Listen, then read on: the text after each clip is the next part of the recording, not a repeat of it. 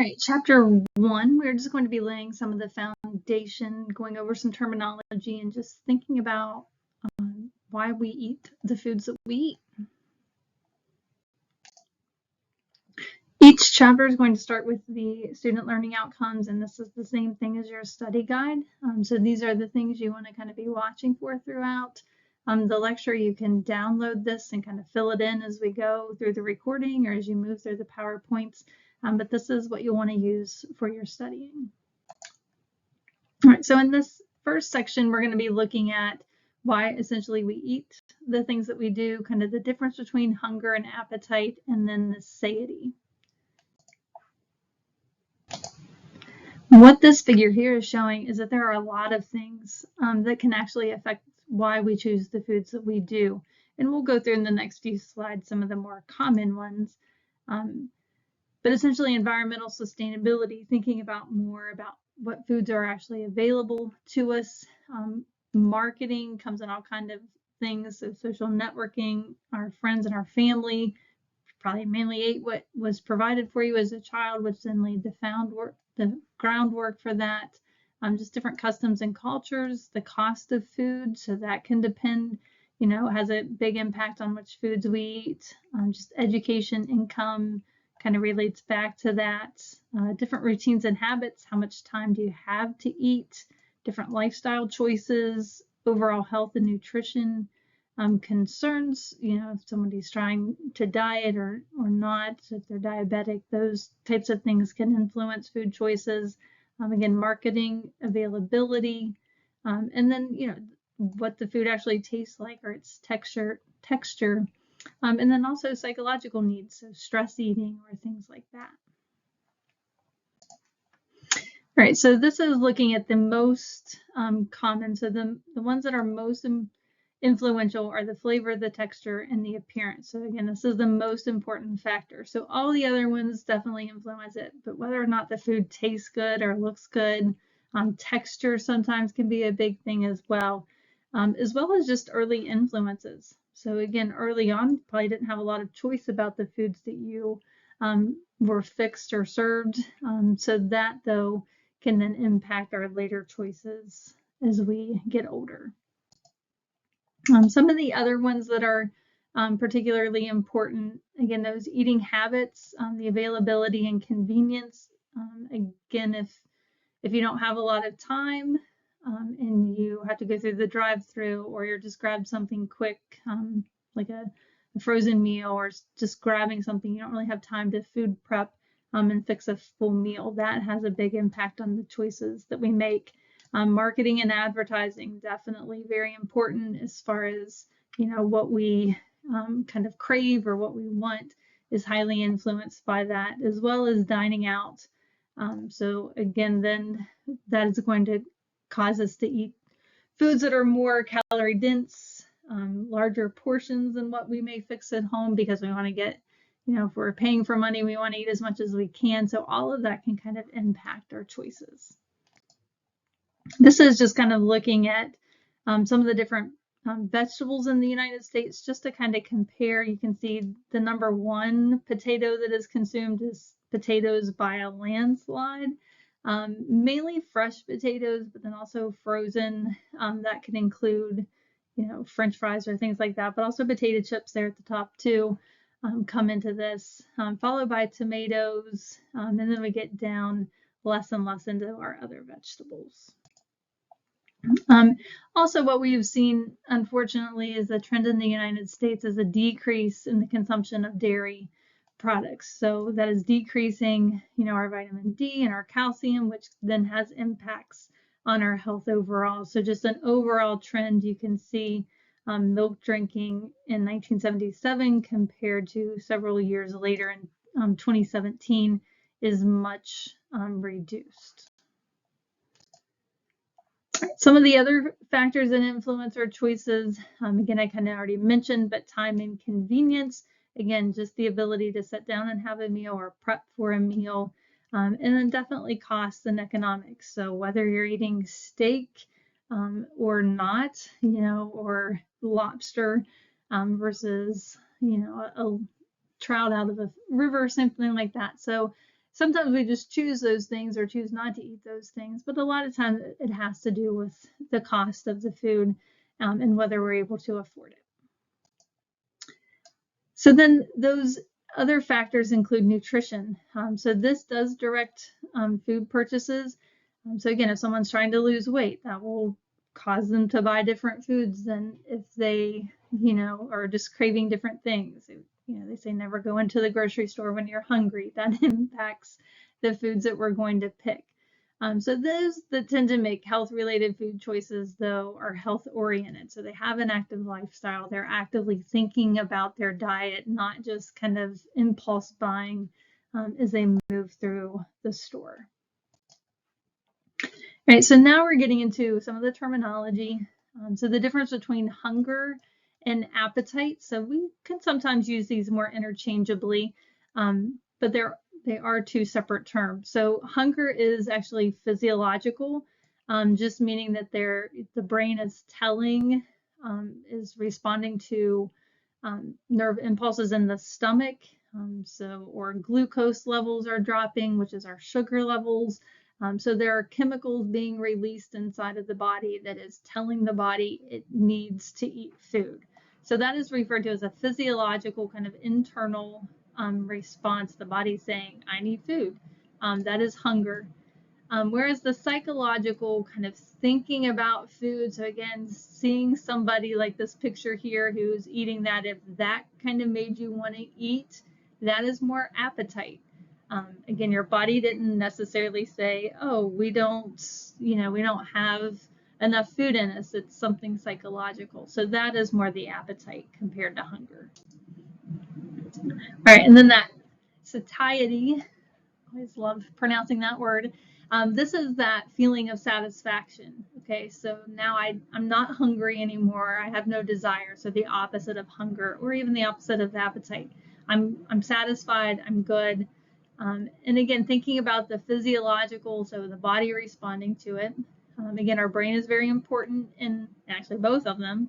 But hypothalamus, this is a part of the brain, and it's actually the one that's going to regulate this feeling of satisfaction and saying, yes, I'm full, I'm good. And there are two different parts here. So the feeding center, so this is stimulated when we haven't eaten in a while. So that would activate that hunger response. And then the opposite, once we have eaten, once we're full and satisfied, then that satiety center is going to get activated. Tells us we're good, we have enough blood sugar, we have enough nutrients, we're ready to go. All right, now moving into section 2, looking at the definition of nutrition, and then also some of the causes of death related to nutrition. So by definition, nutrition is just a science that links food to health and disease. Probably could have come up with that on your own, but it includes lots of different things. So this includes processes, how we ingest food, how we digest the food that's coming in, how that food gets absorbed and then transported to our cells, and then also how the body gets rid of it. So all of that, and we'll be looking at all of these throughout the semester as far as how all of this food is dealt with once it gets in the body. So of course our nutrients come from food. They provide energy, and that can be measured in the form of kilocalories. And essentially what those nutrients do besides providing energy is they also provide building blocks. So if we're eating amino acids, that helps build proteins. So we may not need the amino acid for energy, but we need it to make those proteins. So it's very important that we have these nutrients for growth and maintenance. So especially early on, and toward the end of the semester, we'll come back and look at how the different food requirements change from infancy through adulthood. Another term here, essential nutrient. So there are 3 parts to what makes up an essential nutrient. First of all, it has to have a biological function. So for example, proteins are an essential nutrient. The body has to have them. It does something with those proteins. Omission results in a decline of function. So I know there are a lot of diets out there where they try to completely remove different, like low carb, low protein, Again, completely omitting any of that, though, would cause a decline in function. So that makes it an essential nutrient. And then the opposite of that, if replenishing it, so if it was emitted and we give it back, if it restores biological function, then we term that nutrient essential. It has to be in our diet. So why is it important to be studying nutrition? And you may be taking this class as an elective to fill that science, get that out of the way. You may be in nursing or some other healthcare, but essentially, regardless of what your major is, nutrition is important for all of us. It's a lifestyle factor that's key to optimal health. So of course, obesity, unfortunately, is one of those health-related problems that result from nutrition. So it's considered actually the second leading cause of death, of preventable death in the United States. That is huge, and it all comes back to our nutrition. So whether you are obese or not, you likely know someone who is, you likely have family members who are. So understanding, having a basic foundation of nutrition is very important. And those poor dietary patterns, sedentary lifestyles, and not being active, those are both risk factors for multiple chronic diseases. All right, so this is looking at those causes of death. So the percent of death, number one, heart disease, and that is absolutely related to nutrition. So the ones with the asterisk or the star beside it, these are nutrition-related diseases, so high-fat diets. Now, there are other things as well that can contribute to heart disease, like genetic things or, defects within the heart. But for the most part, nutrition is a huge part of developing heart disease. Cancer, there's also a huge link between some cancers and nutrition. So again, having a proper diet, obesity is linked to cancer. Other lack of nutrients can also be linked. So nutrition is very important to both of those. So heart disease and cancer, two leading causes of death, both related to nutrition. And there are others down here as well. So stroke, Alzheimer's disease, there seems to be a link between that. Diabetes, absolutely related to this, as well as kidney disease. So there are multiple health-related, but the two highest or leading causes are heart disease and cancer. All right, now moving into section 1.3, looking at different types of nutrients. So there are 6 classes. There's 3 general functions of those, and we'll talk a little bit about phytochemicals. So the classes of nutrients, and we essentially have a chapter for each one of these. So we'll become very familiar with each of these. So carbohydrates, so our potatoes, our kind of energy fueling nutrient there, our fats, our lipids, cholesterol, all of those fall in there. Our proteins, whether it's from meat or from beans. Our vitamins are important nutrients, vitamin C, we think about with our oranges, D that we think about with milk. Different minerals, so like zinc and iron are very important to our diet. And water is one you may not think about as far as being a nutrient, but it definitely is. So again, we have a different chapter for each of these, so we'll be learning lots more about them throughout the semester. Now, the 3 main functions of nutrients is to provide energy for the body. They also allow growth, development, and maintenance, so they help the body to grow as well as just maintaining it, and regulating different body processes. So regulating heart rate, that's influenced by nutrition. Regulating nerve conduction, all of that is dependent on proper nutrition. All right, we also look here at the difference between macro and micronutrients. So macronutrients, this isn't based on the size of the nutrient, but it's rather how much of it we need. So macronutrients are ones that provide energy, but we need large quantities of them. So our carbs, proteins, and our lipids. So if we think about the MyPlate example or the food pyramid, those are the ones that are included there because we consume a lot of them. Whereas micronutrients, they don't provide calories to us. We only need them in small amounts, milligrams or micrograms. And this is where the vitamins and the minerals are going to come into play. So we need them but they're more important for the maintaining the body, helping to grow the body, or regulating it. So we don't need large amounts of it, but they are important. All right, so just a little highlight about each of these. Again, we'll be learning more about them throughout the semester. But our carbs are divided into simple sugars, so mono, which is a single sugar like glucose, or disaccharides, so table sugar that has two sugars linked together. Those are called disaccharides. And then our bigger carbohydrates made up of lots of monosaccharides are called complex carbohydrates, like our glycogen, which is how our body stores glucose. Starch is how plants store them, so starchy foods. They have a lot of glucose packed in these big carbohydrates. And then also fiber that's important to our diet and digestion. So again, the majority of the calories in our diet provide about 4 kilocalories per gram. So you will need to know that number because you'll be doing calculations based on how many carbs are in someone's diet. So they provide about 4 kilocalories per gram of energy to the body. Now our lipids, again, we kind of think about fats here. Again, they're a macronutrient. They provide energy, but you can see they provide more energy than our carbs. They provide the most of all the nutrients. They provide about double that, about 9 kilocalories per gram. Again, you do need to know that number so you can do some calculations. What's unique about the lipids is they do not dissolve in water. They don't like water, so fats and oils that come from plants or animals, they are classified as lipids. Cholesterol is another example.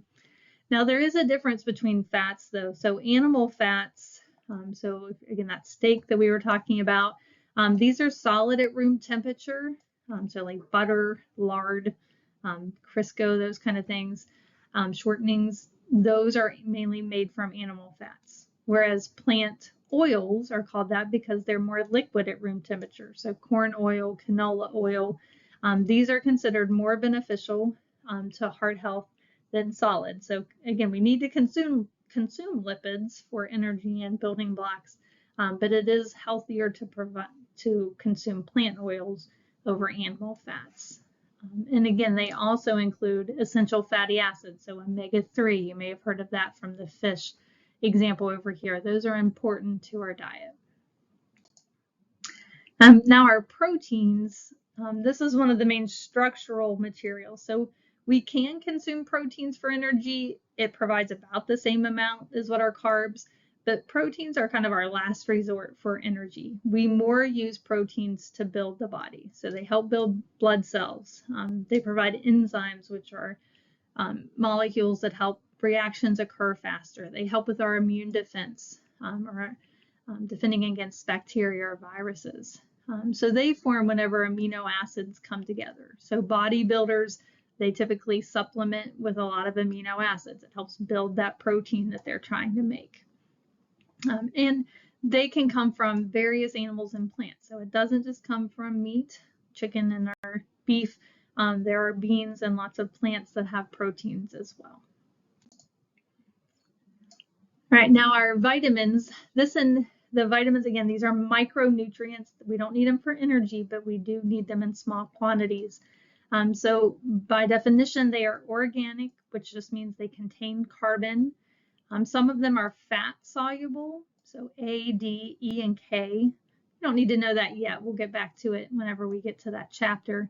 And then others are water soluble, so B and C. And what this is important for is it determines how well the body absorbs it and then whether it gets rid of it. So if it's water soluble, it comes into the body and it goes out of the body kind of quickly, whereas fat soluble kind of gets stored. So we're not going to need to consume as much of those because our body can store them, whereas the water soluble kind of come in and out. Also, cooking destroys the water soluble ones. So if you were, again, eating broccoli, that's great. It's better to actually eat raw broccoli than cooked, and that's why, because the cooking destroys those water soluble vitamins.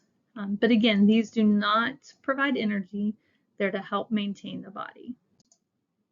All right, and then we have our minerals, and again, another micronutrient. These, though, unlike the vitamins, they are inorganic. So vitamins are organic, minerals are inorganic, so they do not contain any carbon atoms in them. So again, like iron, zinc, those types of things. Again, they don't provide energy, but they are needed for various functions in the body. They are not destroyed during the cooking process. And then again, there are some that are called major or trace minerals. Again, they're all micronutrients, but again, major indicate that we have to have them. And then the trace, or we just need really small amounts of them. Again, no calories from them. And these provide electrolyte functions. So if we think about like our Gatorades and that type of thing, we hear a lot about electrolytes now. It's providing those minerals that help kind of regulate the body. Right, and then our last one here is water. Of course, we all know water is H2O, 2 hydrogens, and an oxygen. It does a few things. One, it mainly dissolves things, which is called a solvent. So it dissolves all the carbs and all the proteins, not our lipids, but our other molecules. So it dissolves a lot of things. It also lubricates like our joints and that type of thing. We keep lots of water in there. We need it to transport the nutrients that we're consuming, and then the waste when they're done can regulate our body temperature. That's why, again, we sweat whenever we're hot. It helps get rid of that temperature. And of course, it's the majority of our body weight. So a lot of times whenever we do kind of like a quick kind of diet, you're mainly just losing water weight. You're not really improving your like fat to carbs or anything like that. You're mainly just kind of flushing water out of the body for that quick reduction in weight. And just the recommendation, anywhere between 9 to 13 cups, and that's talking about like an 8 fluid ounce cup each day, or typically another normal analogy is about half your body weight you should be consuming in water. And in water we don't always think about, but there is water in foods. Just as we're mainly made of water, plants are also mainly made of water.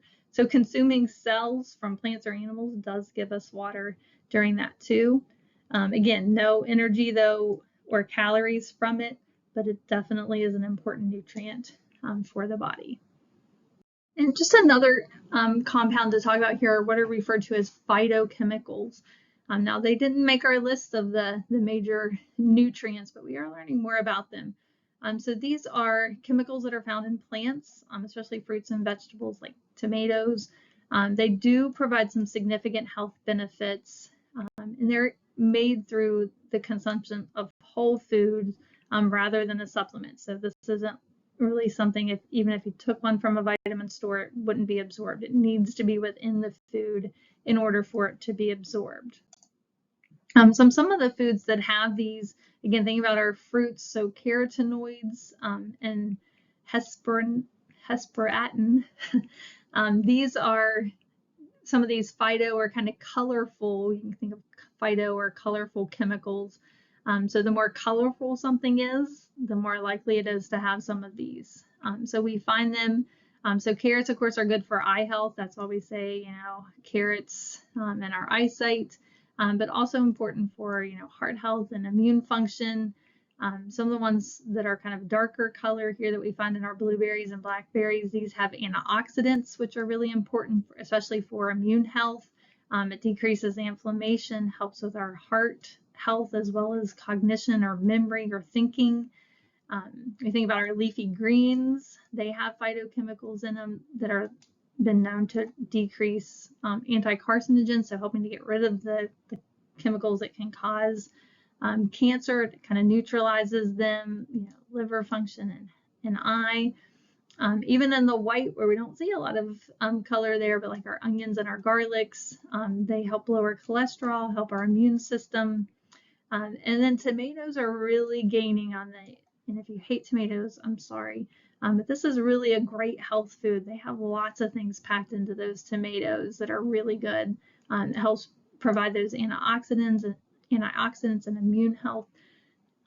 So again, as far as your test, I'm not going to ask what each of these phytochemicals are, just understanding, again, it's these group of kind of colored chemicals. They don't make that major category of nutrients yet, but they can be have a lot of beneficial, a lot of health benefits. All right, and just a little bit more about those tomatoes. Like I said, I hope you don't hate them, but a lot of people do. So just a little bit about these tomatoes and how to pick the right ones. So to keep those phytochemicals nice and good, whenever they're growing, those naturally ripened ones tend to be more nutritious. Of course, growing your own is great. Whenever you're shopping for them, it's actually better to get smaller tomatoes and the ones that are darker. So again, the phytochemicals produce the color, so the darker they are, the more of the phytochemical that's in there. And then even processed tomato products would contain those as well. As far as storing the tomatoes, storing them at room temperature is going to keep the best flavor. They may stay a little longer in the refrigerator, but they do start losing that flavor. As far as prepping them, again, those whole tomatoes, not cooking them to get those nutrients out of there, but whole tomatoes to bring in those phytochemicals, you know, snacking on grape tomatoes, a little small, kind of like cherry tomatoes. But again, cooking them can increase some of the bioavailability, so it can bring some of them out. But again, those whole tomatoes are going to be best.